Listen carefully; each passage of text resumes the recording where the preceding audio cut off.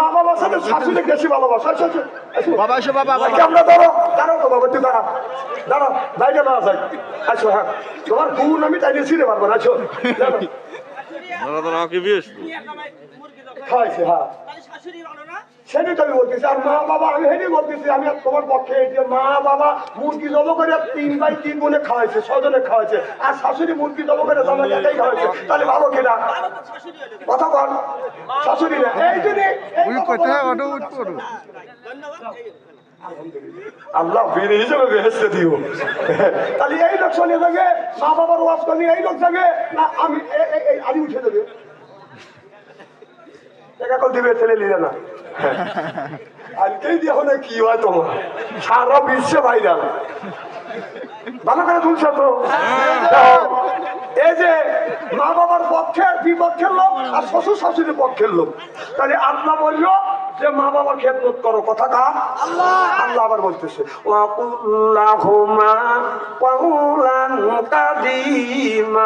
মার সাথে নরম নরম কথা কও, বাবার সাথে নরম নরম কথা কও। খবরদার মা বাবার মনে আঘাত দিয়ে দিয়ে কথা বলো না, এ কথা কার?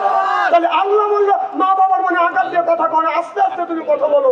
আর তোমার শাশুড়ি একটা মুরগি জব করে দিছে, একটা গোস্ত খাওয়াইছে, তো মুরগির গোস্ত খাওয়া নেই, তো পাপ দিছে। তুই কি বুঝিস? তুমি তোমার বউক মারিয়ে তুই আর শাশুড়ির কাছে যা কয় যে মা তোমার মেয়েকে আমি মারছি, আমি রাখবো না, তারা দেবো। শাশুড়ি কি ওটা বাড়তে না আপনি কুত্তো, আর মা কি তাই কয়? কথা শোনেন, মা বাবার বিয়ে করার আগে মা বাবার সাথে সম্পর্ক ভালো থাকে, সুবহানাল্লাহ কয়। আর সেই বিয়ে করে না, বউ কি যে মাম দেয় দেখে দেয়। ছেলে কষ্ট করে চাকরি দিছে, উল্লোপাড়া চাকরি করতেছে, ছেলে 50,000 টাকা বেতন, বড় একটা 10 কেজি একটা মাছ পাইছে, মাছ নিয়ে এসে বউ বলতেছে মাছ কুইটে ভাগ করিয়া মা বাবার তো ভাত কাপড় দেয়নি, আমার মা বাবাকে কিছু দিও, পাড়া প্রতিবেশীকে দিও, তোমার মা বাবাকে দিও। বউ 10 কেজি মাছ কুইটে 3 কেজি মার বাড়ি পাঠাইছে। বাড়ির পশ্চিম পাশের মানুষের দিছে 6 পিস, পূর্ব পাশের মানুষের দিছে 6 পিস, দক্ষিণ পাশের মানুষের দিছে 7 পিস, উত্তর পাশের মানুষের দিছে 7 পিস। আমি ওই বাড়ির মানুষ কয় যে বউ তুই খুবই ভালো, বাল বালাই পাম দিতেছে, শাশুড়িকে 1 পিসও দেয় নাই।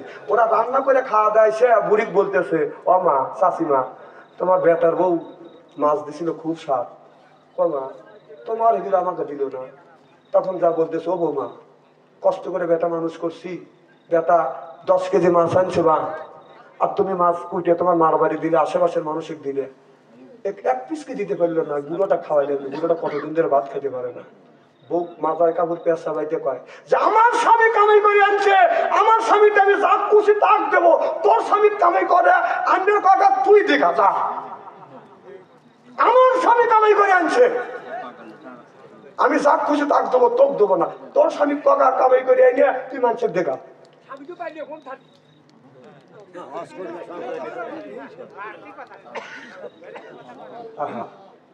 মা চোখের পানি ফেলে দিয়ে কাম দেওয়ার পরে মা মা কত কষ্ট করে ছেলেকে জন্ম দিছি আমি বাবা কষ্ট করে সন্তানকে জন্ম দিছি, আর জন্ম যদি না দিতাম, এত আদর্শ নিয়ে যদি মানুষ না করতাম, তাহলে তুমি মাছ কিনে বাপের বাড়ি পাঠাতে পারতাম।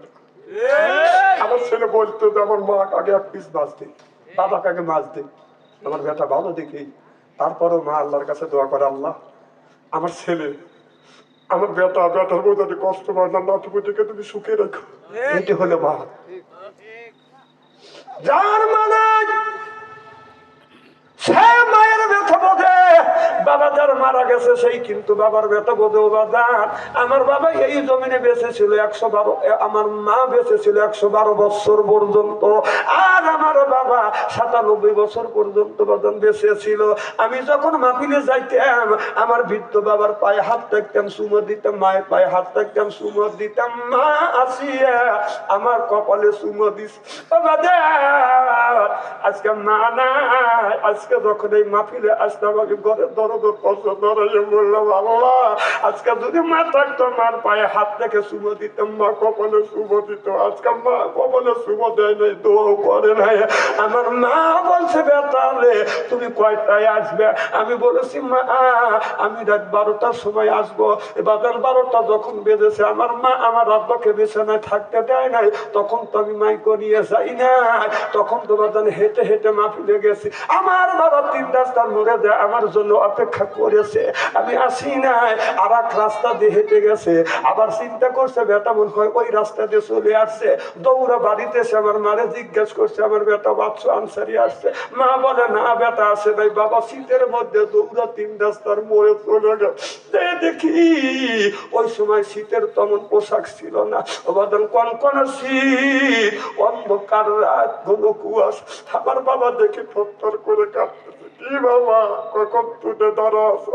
বাবা বলে বেটা রে রাত 12টা থেকে 3টা পর্যন্ত তোমার জন্য অপেক্ষা করতেছি। ও আর বাবা নাই, কেউ 3টা পর্যন্ত আমার জন্য অপেক্ষা করে না।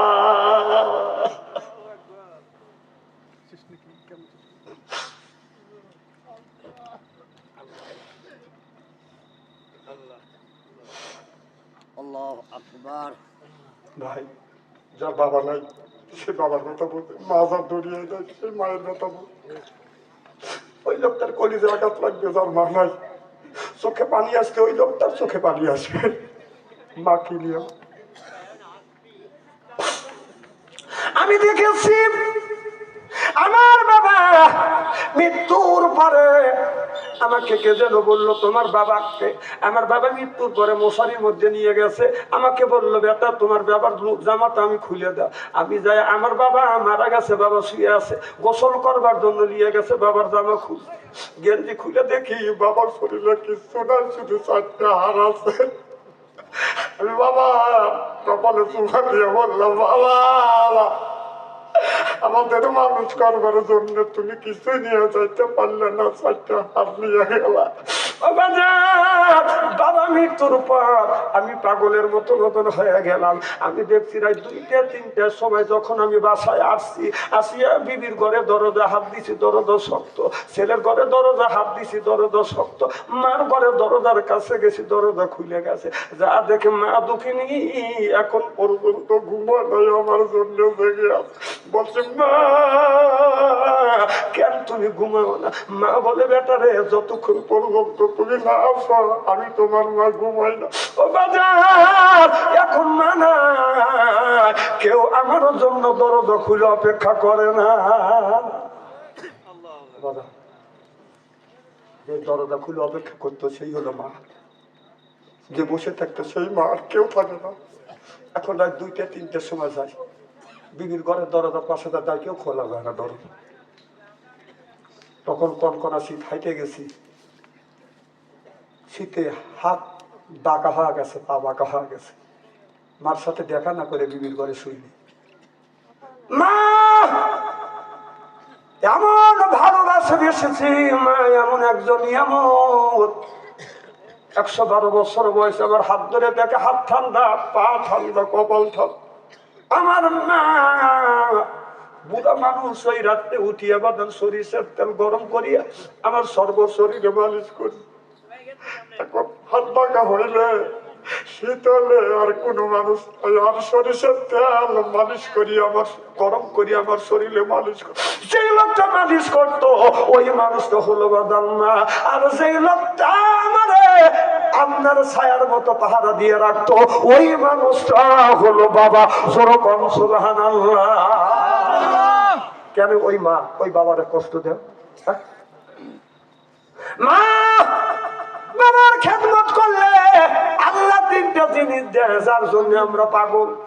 আমরা তো অর্থের জন্য পাগল, আমরা হায়াতের জন্য পাগল, আমরা রিজিক, আমরা ইজ্জতের জন্য পাগল, মানের জন্য পাগল।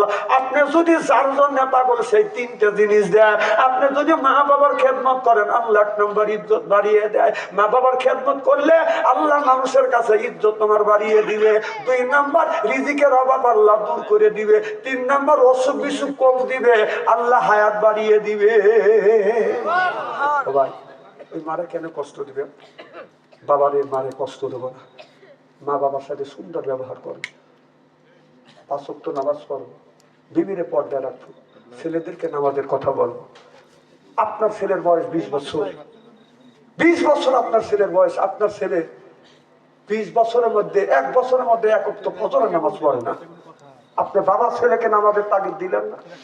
কিয়ামতের ময়দানে নবী আল্লাহর আদালতে দাঁড়ায় মানুষ কান্দিতে মোর লাশির পাশে, চারিদিকে লাগবি নজর, সে না যেন দেখতে আসে। তারা করে আনবি মানুষ কান্দিতে তোর লাশির পাশে, চারিদিকে লাগবি নজর, সে না যেন দেখতে আসে। ও তার হৃদয় যেন পবিত্র মদিনারি মাটি, হৃদয়ে বিছাই আছি যায় নামাজের পাটি রে, যায় নামাজের পাটি। পাচক তো মোনাজাত বলি তো সে জোড়া হাতে, পাচক তো মোনাজাতে বলি তো সে জোড়া হাতে। আখিরাতে পরেও জানো আমার সে ভালোবাসে, চারিদিকে লাগবি নজর, সে না জানো দেখতে আসে। যাবে করে আনবি মানুষ কান্দিতে তোর লাশের পাশে, চারিদিকে লাগবি নজর, সে না জানো দেখতে আসে।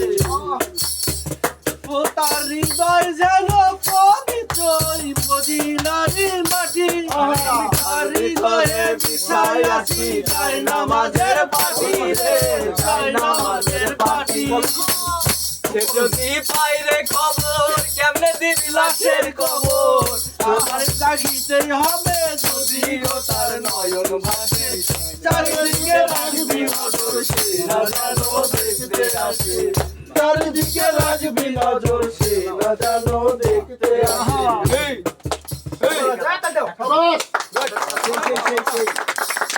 আরেকটা ভাই, আরেকটা।